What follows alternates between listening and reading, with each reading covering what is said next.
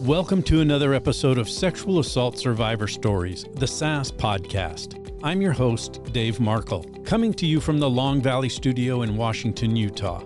I'm glad you've joined me. This podcast is dedicated to providing a safe space for victims and survivors of rape or sexual assault to share their experiences. In addition, we offer a trauma-informed lens for inspiration, education, and guidance on healing from interpersonal violence trauma, emphasizing trauma-informed care with belief, support, and empathy. This is episode 123, and I have the amazing honor of introducing my guest this week, Victoria Ellen. She's an author, speaker, award-winning businesswoman, and a survivor who endured not only her own interpersonal violence, but the hidden horror of what was happening to her two children. The nightmare of all this played out in our court system and included a jail sentence for Victoria. Her book, Painting in the Rain, A True Story of Trickery and Triumph, highlights Victoria's strength, fortitude, and perseverance. Keep listening for a truly enlightening and uplifting episode. Here's Victoria.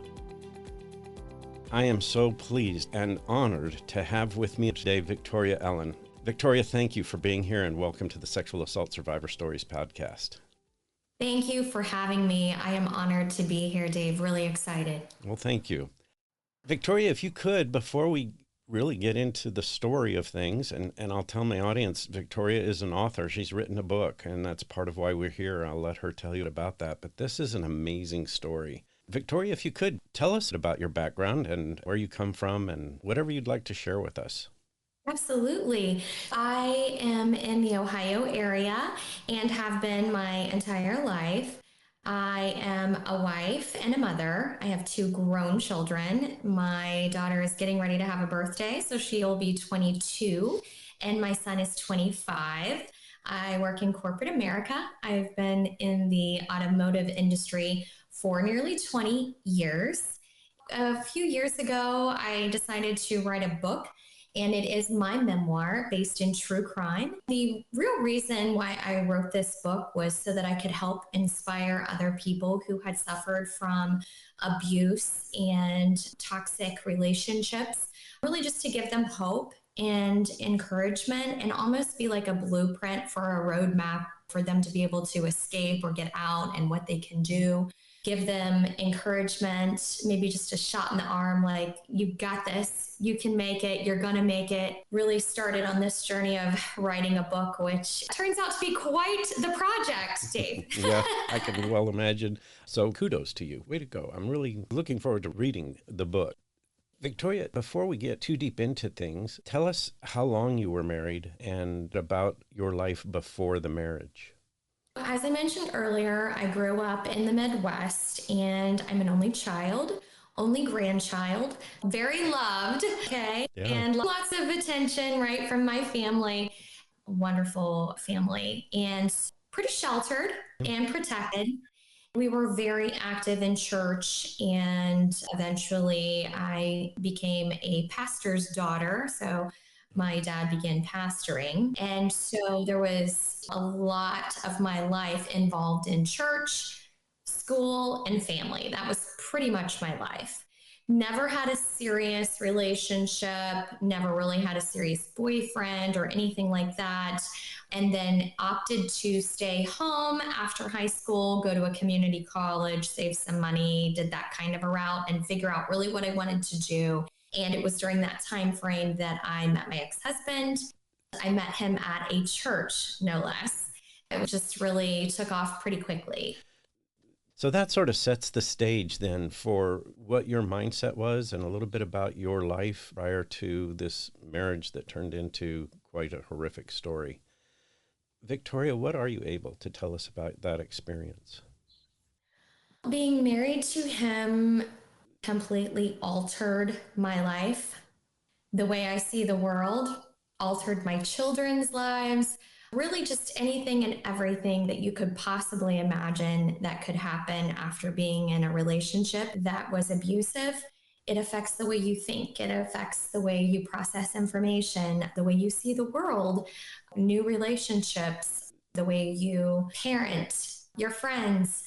Just every aspect of my life was altered after the relationship that I had with him.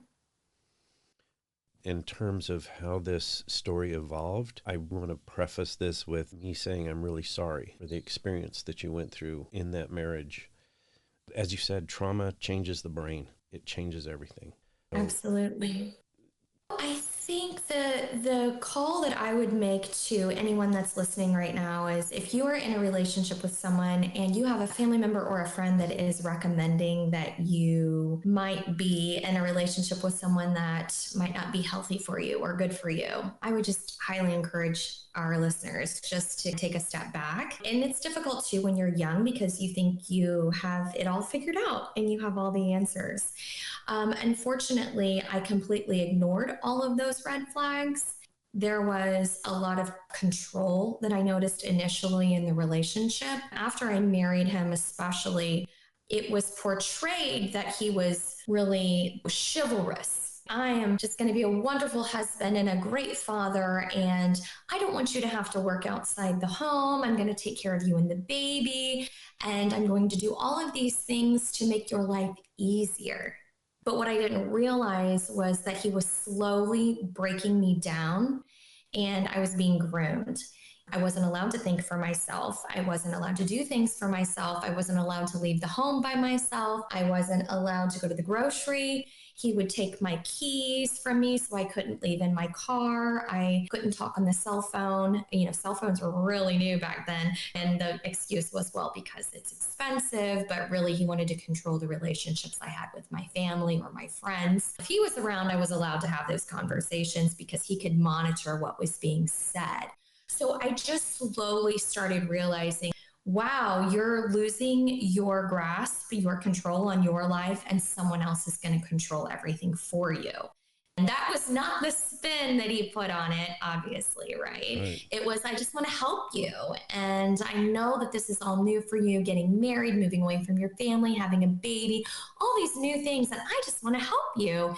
When in all reality, I was being trapped in this web and I didn't realize it. Yeah, it's typical cycle of violence, typical power and control type issues that someone who has power and control issues takes control of. You've named them: finances, contact with outside people, including family, and it goes on and on. Tell us more about how that experience became controlling in your life, and did you start realizing what was going on, or was it just a blind agreement to follow along until it got to a point that it wasn't palpable? I am a pretty strong-willed gal, and I'm pretty independent. I love the institution of marriage. I believe in respect and honoring each other in that covenant of marriage. But I had some fundamental differences in opinions than he did. I quickly started seeing that this wasn't about, I just want you to be able to be a stay-at-home mom and be with our children. This was toxic and it was unhealthy. And so I started noticing all of that. Once I started realizing that this isn't healthy, that this isn't good, then I quickly started trying to figure out, what am I going to do about this? Am I going to live the rest of my life like this? Or do I need to try to think about maybe getting out? When I started asking some questions about how we could fix some of these toxic behaviors or things that I didn't agree with, he doubled down on the negativity.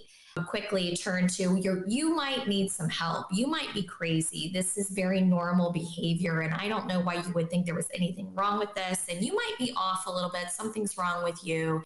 And then I found out I was pregnant. Then I'm like, oh my gosh, I have no way to get out of this. I'm stuck. I have a 2-year-old. I am now pregnant. I can't talk to my family. It just kept going from bad to worse. Then my son started displaying signs of sexual abuse. When that happened, that was the coup de grace for me. I really was just monitoring every single solitary move he made. I would not allow him to be alone with my husband. And I thought at the time that it was someone just in my husband's family. So I was trying to monitor where my son was going and who he was around. Sure. And I thought it was just his family members. But time ended up telling that it wasn't just his family members, that he was also a perpetrator. And although he had never been charged or found guilty, my children did disclose that, and Children's Services substantiated their claims at 3 and 6 years old of sexual abuse. What were your moves at that point in time in terms of response to that? I was 8 months pregnant when I started realizing that there was something pretty serious going on, that my son's behavior continued to spiral out of control.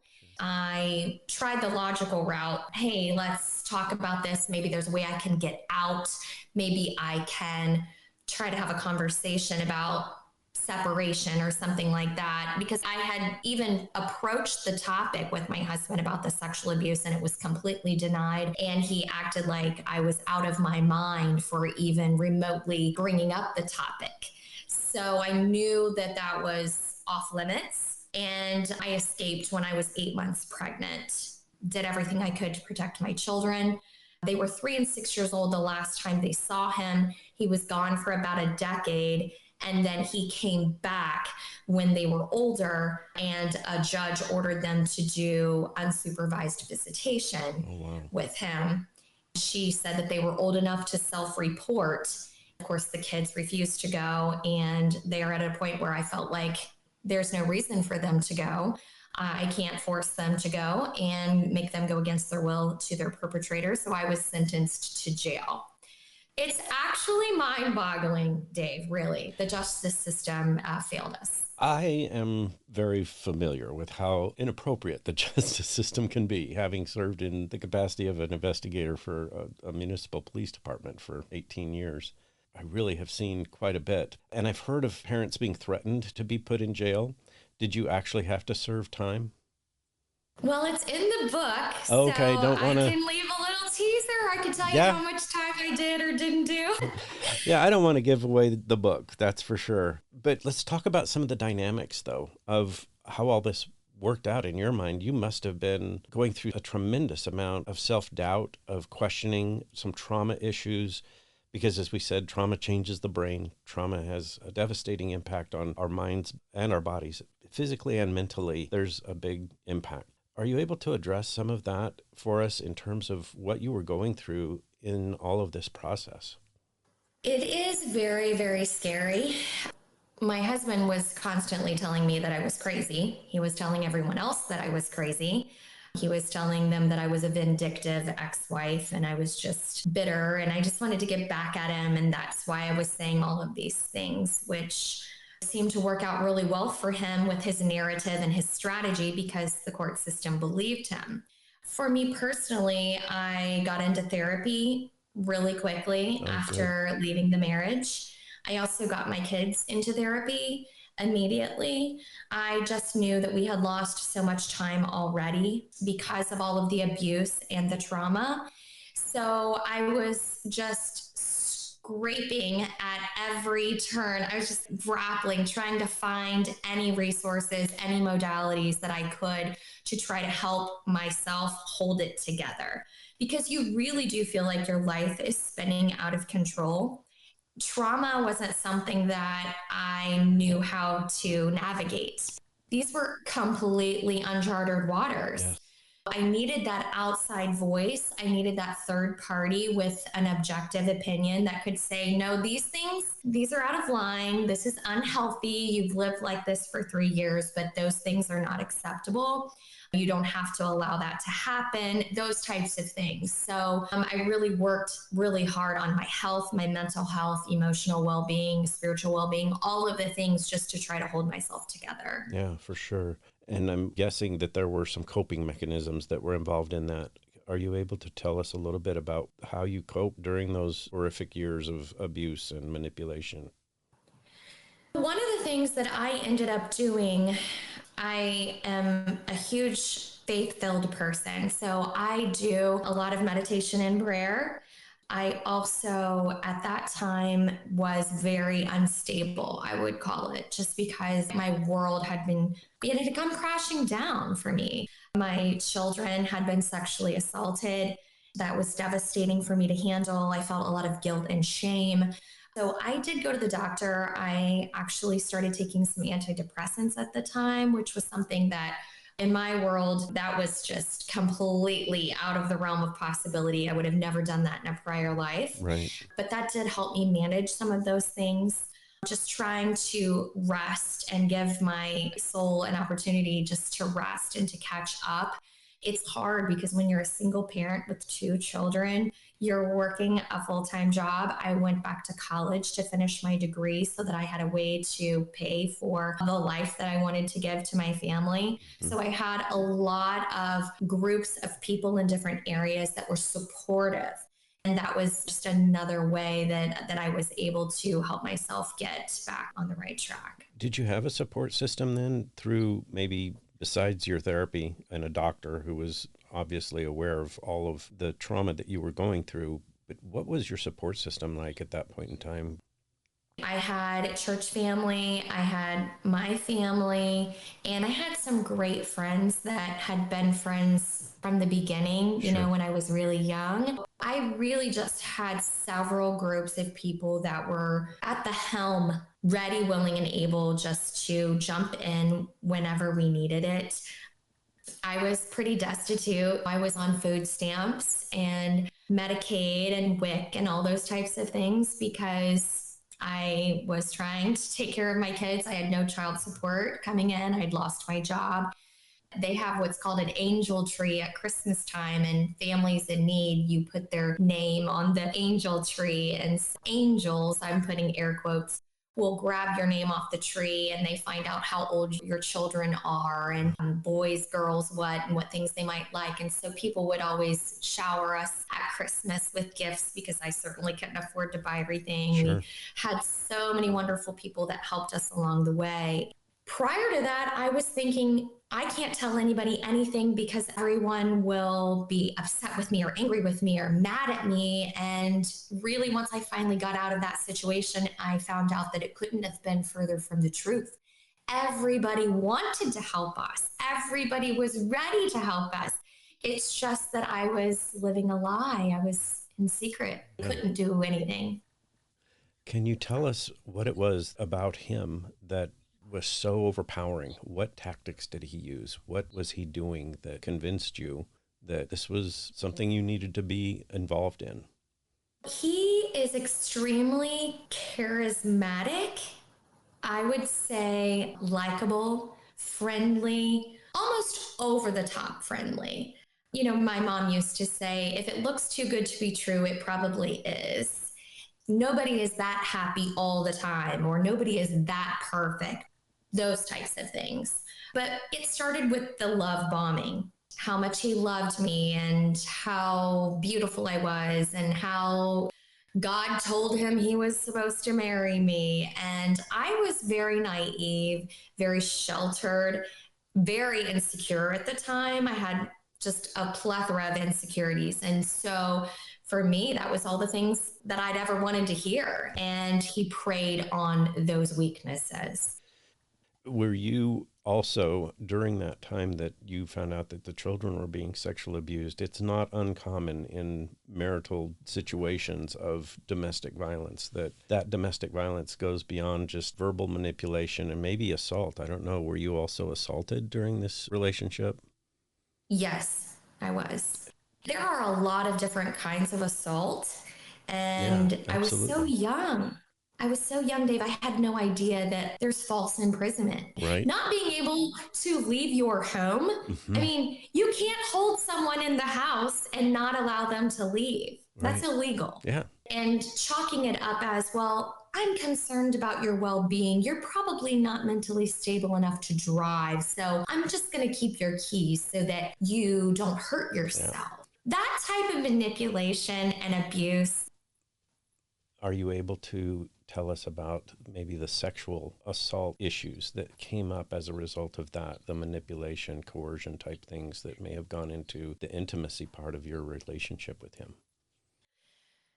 my world, you have to remember we were very involved in church. My ex-husband actually ended up starting a cult. It was very cult-like after I divorced him. Right. And, this is kind of where the plot twist came in a few years ago when we found out that he was operating as a pastor and had moved people from Ohio to Colorado for this church, and this call of God, air quotes, and Department of Homeland Security ends up getting involved because they want to check on people because their family members don't hear from them. So you've got to understand how deeply involved in religion that we were. People like this use the Bible as a weapon. Yep. So they will take scriptures out of the Bible, out of context, and then use those as manipulation. A wife is supposed to submit herself to her husband. That is a scripture that he would like to use. And then if you don't want to be intimate with him, well, then you're going against God's will. Don't you want to be a good Christian, and you should be a good wife, and a wife will give herself to her husband, and it says right here, da da da da da. So he would basically lay it out according to scripture and then use that mind control and the brainwashing that, well, don't you want to honor God? This was what you were supposed to do when you made a commitment to your husband. Your body's not your own. It belongs to me. And then forcing himself on me. And then also the sexual abuse with my children. I mean, this just goes to show you the type of mind that we're dealing with here. Also, I've read with cult leaders, that is a commonality, the sexual perversion, the pedophilia of sorts. This is the mind of a sociopath that I'm dealing with, and I don't know it at the time. Sure. So I just try to say no as many times as I can. But if he forces himself on me, I'm the wife. I have to try to honor my husband, and it's just a very scary place to be. Absolutely. Victoria, I'm so glad you brought this up, because I know there are thousands of my listeners who are enduring that very thing. What you're talking about is not uncommon. I was brought up in a family that echoes what you're talking about. My mother was extremely submissive to my father. And you're right, those brainwashing and manipulative tactics, using scripture, using your role as a wife, using what you need to do in order to honor the sanctity of the marriage, those types of manipulations and words that put you in a very vulnerable situation when it comes to whether or not you want to be sexually involved with someone.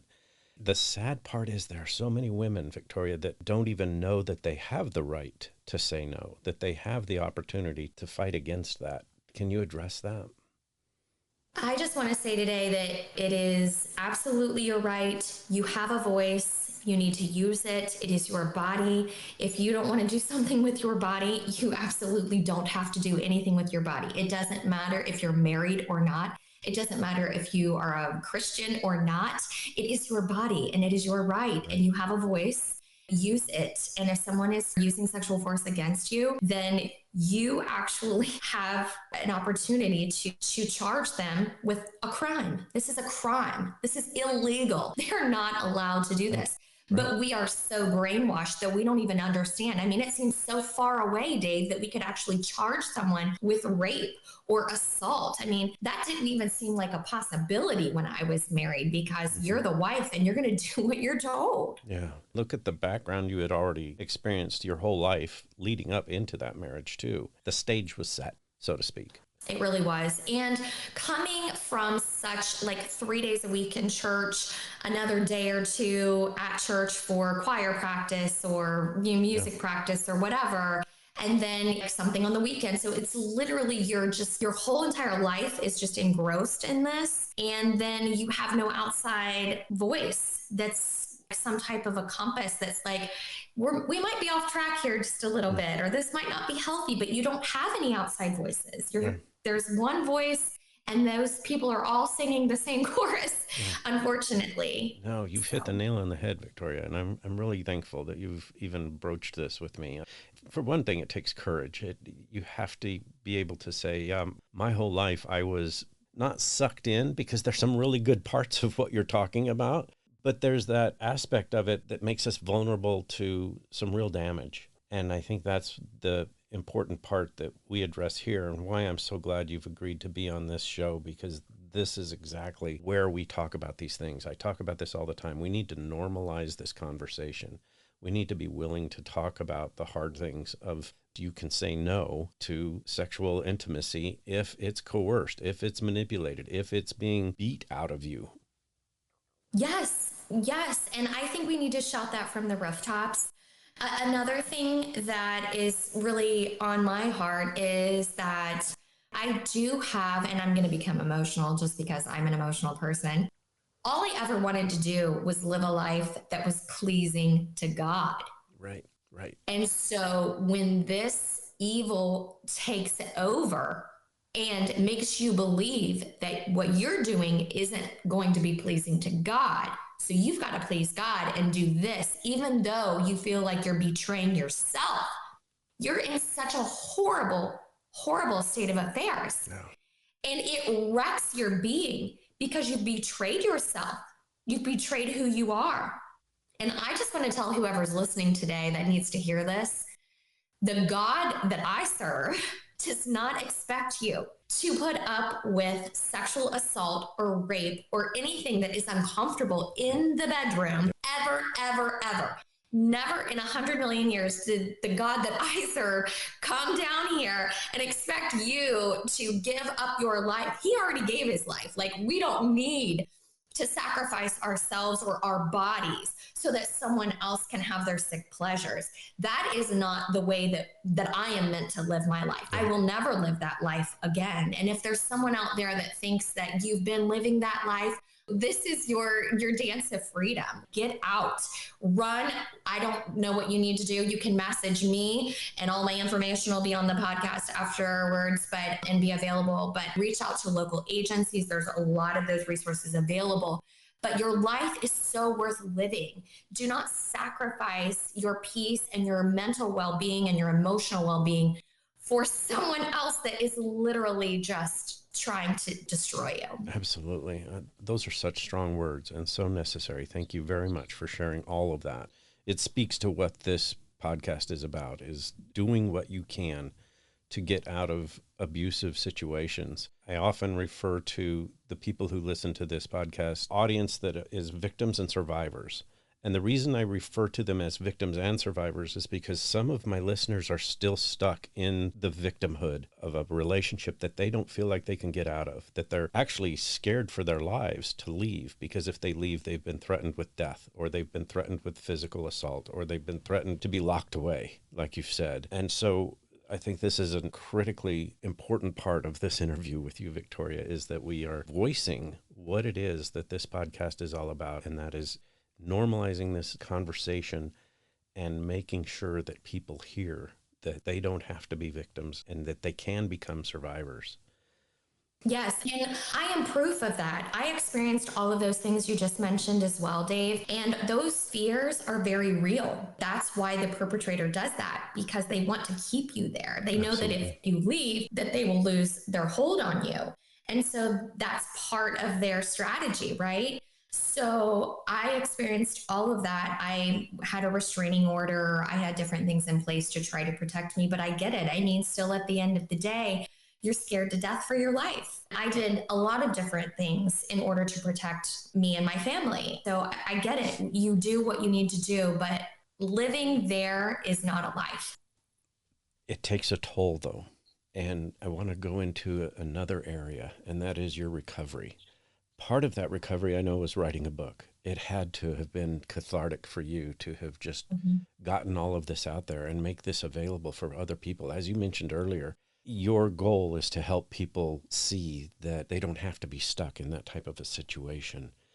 But yet, I know from my experience and my studies and my expertise in the area of neuroscience and memory, there's intrusive thoughts, there's nightmares, there's things that happen years and years and sometimes for a lifetime after you get out of trauma. Victoria, would you be willing to talk to us a little bit about how you deal with those trauma residual effects? Yes, this is, to your point, a constant work in progress. This is a journey. It's not a destination. So I'm still recovering. I'm still healing. I've been in therapy 20 years now, 19 years. I also utilize a lot of different modalities that 25 years ago, nobody was talking about essential oils. Nobody was talking about trauma therapy or Right. trauma work.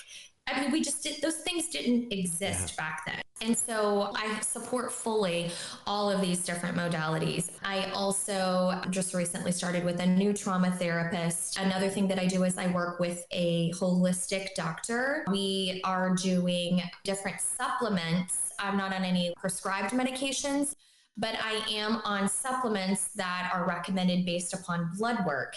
Most people have deficiencies. I mean, even if it's a vitamin C deficiency or a vitamin D, we have these deficiencies that can affect how we feel.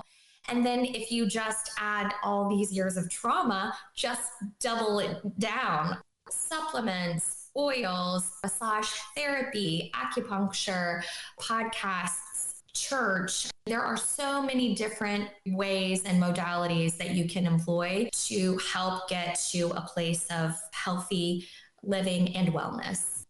And I don't want to get too personal, but I'm guessing you have a very strong, good relationship with your current husband, who's also helpful in that regard.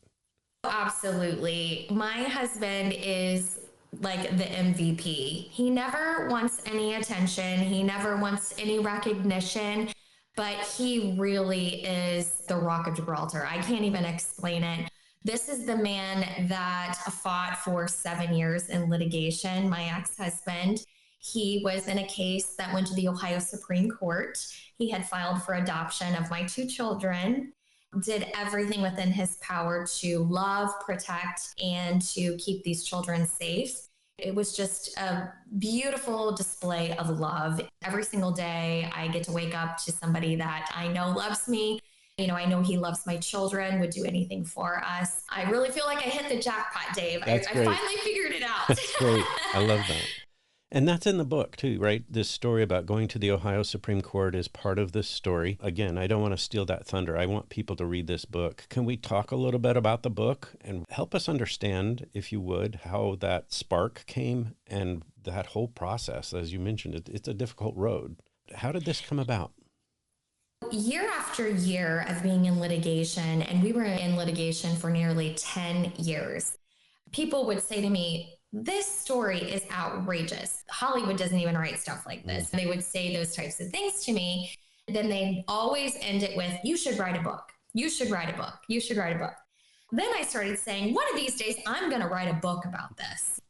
Finally, as we started ebbing further and further into the last stint of the case, which was 7 years, I just felt like I should write a book. I should write a book because I can't be the only person out of 8 billion people on this planet that has experienced a sociopath, narcissistic personality disorder, a corrupt court system. I can't be the only one. And maybe if I put all of this into a book form, I can help somebody else, even if it's one person. And I really have a heart for others. I just absolutely love people. I love people so much. And I just want to help. I want to do anything I can to help. And so I thought, I think this might be my calling. Maybe I figured out what I'm supposed to do. I'm 42 years old. Maybe this is it. So I knew that I didn't have the resources or the experience needed to write the book. So I went to a publisher and I asked her if she would help me find a ghostwriter, someone that could kind of help me tell the story. Instantly, a name came to mind. It is actually my co-author, who I've become very good friends with through this process. Sure. You don't tell someone your entire life story. Not? Exactly. And not be like best friends with this person. Yeah. So anyway, the ghostwriter, we threw that out the window and I put Janice Heisel's name on the front of the book, but she was already an award-winning true crime author and she had worked in journalism for 30 plus years. She's an incredible lady. My publisher connected the two of us, and then we ended up sitting down every week, twice a week, for about, well, we would say an hour to an hour and a half, but sometimes it would be 15 minutes because, quite frankly, being fully transparent, I couldn't do more than that. When we get to the sections about the sexual abuse, and there's just hundreds of pages of documents, and there's detectives interviewing my children, my 6-year-old, She would ask me questions and she would be dictating the entire time. So we would have a list of questions that we would cover and she would ask me the question and then I would just off my dome just answer the questions and she would dictate everything I was saying. This is kind of how the book began taking shape. After 15 minutes, some days I would be like, that's enough of that today. I'm going to go take a nap and I'll get up in an hour and I'll face the day. But I'm not going to do any more of that today. We'll try it again next time. She was so respectful and just so amazing. Other days we would go an hour and a half, 2 hours. We would just rip through a chapter or two. And then over the course of about 18 months, we were able to get the entire book written. We were on hold for about 6 months because we had my ex-husband's case that was a federal trial. And it kept getting delayed and delayed and delayed. Eventually, I just decided that I didn't want to wait for the sentencing to drop the book. I wanted to go ahead and just let people know that he had been found guilty. And then if they wanted to know the rest of the story, Google him, you can Google him and find out what happens with the feds. It was a long process, but very, very rewarding. I, for one, having not read the book, want to say I'm glad you wrote it. I'm going to read the book, and I'm anticipating with excitement reading that book. Tell us about the experience of actually getting it published and what the response was and how that feels today. I cried like a baby when I walked into my publisher's office and they handed me the hardback for the first time. I was just, oh my gosh, 20 years in the making. This is just wild, very exciting, and really feeling like I made a difference. I can't even begin to tell you, Dave, how many people have reached out to me on social media from all over the world. It's wild. People outside of the continental US, we're located in the United States, but there's people outside of the continental US that have reached out. And I don't even know how they found out about Painting in the Rain, but they found the book, they've ordered it online or they downloaded the ebook and they reach out to me. Oh my gosh, I need to talk to you. Is there any way you have time to talk to me? I'm like, absolutely. And, there's a lot of women that don't have the resources available. I was in the same position. They don't even know what to do and they don't have an attorney to help them. And so I represented myself as my own attorney in part of my case. That's and powerful. So, just trying to help them navigate, on how they can do that, because you can file your own motions and you can represent yourself, which is what I ended up doing. But Victoria, that's not easy. And for you to have gotten through that process, it took a lot of self-education, a lot of reading, a lot of understanding what the law was and how to do these things. You went to that effort. It was that important to you. Absolutely. My children were worth it. They were worth it. I did get a little help from my hype man, my husband. He thinks I can do anything. So he's back there. Nobody knows this case like you. Nobody can tell this story like you. Nobody knows your ex-husband like you do. Right. All of those things were true. I was able to do that. And I think that when you have a fire within you that's burning strong enough, you will be able to do anything that you make up your mind you're going to do.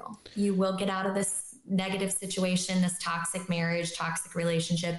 You will make it. You will be living and thriving and living your best life. It'll one day be in the rearview mirror and you'll be so happy that you did. Yeah, I'm so glad you said that. There is hope and there is something to look forward to if you're doing those things that you need to do to get out of the situation. And so many people feel stuck. But I think just reading your book, and I want to promote this book. I really want everybody to know that it exists. You've named the title, Painting in the Rain. I just want everybody to do what they can to get their hands on this book. Victoria, tell us more about where they can find it. I have a paperback and a softback. The title is Painting in the Rain, A True Story of Trickery and Triumph. It is available on Amazon. It's also available on my website, victoriaellen.co.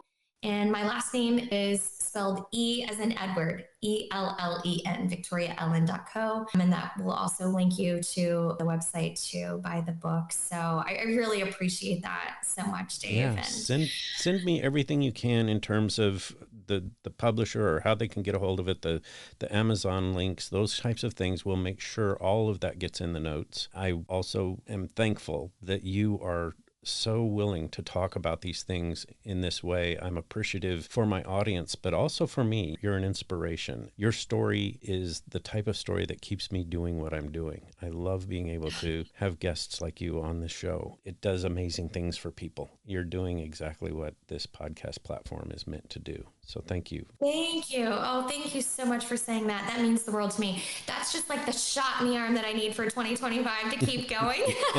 Good. We do have some pretty great news coming up. I don't even know if you're aware. No. We actually will be featured on a new Hulu series. No, I had no idea. This is great. As much as you can, tell us what you can about this. Yeah, absolutely. So ABC reached out to me last year. They found out about the book and could not believe the story. So I worked with ABC for a while, and they said that they were going to create a new series about basically scam artists and con men. They ended up bringing a film crew of like 23 people from LA to Little Ohio to our house. They shot for 3 or 4 days. We are on, I think, this season finale, and it's actually hosted by Lacey Mosley. She's awesome. She used to be on the Disney Channel in her early days. She's actually a comedian now. She does a lot of other things, but it is premiering. Season premiere is on January the 15th. Awesome. And then the season's finale should be somewhere the end of February. So we're on there. We're telling our story about this crazy ex-husband of mine and everything that we went through. So hopefully you can tune in. Absolutely. Thanks for mentioning that. Thanks, Dave. I really appreciate it. Victoria, this has been amazing. Let's spend just a few of the last minutes talking about what you'll do at this point. You've got a busy day, I'm sure, and you're only halfway through your day. I know you've got an appointment after this conversation, but can you help my audience understand what you will do now that we've verbalized all this? I know you actually lived that life of talking about this experience day in, day out. What do you do to take care of yourself at the end of the day before you turn in at night? How do you get through all of this? Personally, what I do is I go to the gym. I'm really trying to get my health in order and making sure that I take care of myself. And as we age, ladies out there listening, I'm perimenopausal. And so I'm in that phase where the hormones are all over the place. And when you've experienced trauma, your brain does crazy things to you. And even though you're out of that fight or flight state, you still have the imposter syndrome and all the things that can come over you. So exercise is really important. So I'm really committed to that now. I do a lot of massage therapy, probably do that maybe every other week. I do take supplements every single day. I do pray and meditate every single day, sometimes multiple times a day. I do a lot of breath work. If you are a person who has been through trauma and you experience a lot of anxiety, you're like me, you've had panic attacks in the past or those types of things. We hold our breath. We forget to breathe. Right. I do a lot of breath work. I do eat good food. I eat healthy food. I don't eat a lot of processed foods. I stopped eating sugar because I have been battling skin cancer now for about 10 years. And I've done chemotherapy treatments. I've had over 30 cancerous masses removed from my body. So I really stay away from sugar because that causes it to metastasize. So I eat really healthy. So those are some things I do. I love it. Thank you very much for sharing all of that. Really good. You're welcome. You're welcome. Victoria, thank you for spending this last hour or so with me. It's been so beneficial and edifying, like I said, for thousands of people. Thank you again. Let's stay in touch, and maybe in a year or so, have you back on. Tell us where things are going and how you're doing and what's happening in your life, if you don't mind doing that. That would be wonderful. Thank you so much, Dave. It's been an honor being here, and thank you for the work that you do for so many survivors. It is really, really important, and we need people like you to keep fighting the good fight. So thank you. Thank you. I appreciate that. Victoria, we'll talk again. Thanks for being here. Thank you. That does it for another episode of Sexual Assault Survivor Stories, the SAS podcast. A heartfelt thank you to Victoria Ellen for her incredible courage in sharing her painful yet powerful story of physical abuse, rape, and sexual assault. Her willingness to speak out about her own story, as well as the unimaginable trauma her children endured, adds another layer of bravery. This episode truly embodies what this podcast is all about, shining a light on the prevalence of these heinous crimes, raising awareness, and helping bring justice to victims and survivors of interpersonal violence, rape, and sexual assault. Victoria, you did an outstanding job of telling your story, and I look forward to having you back on the show in the future. To my listeners, please get your copy of Victoria's book and share this episode with everyone you know. Together, we can normalize the conversation and help bring justice to those who need it most. Remember to rate the show and subscribe to Sexual Assault Survivor Stories. Tune in next week for another powerful and enlightening story of healing and justice. In the meantime, remember to start by believing, because we all know someone whose life has been impacted by rape or sexual assault. We'll see you next week.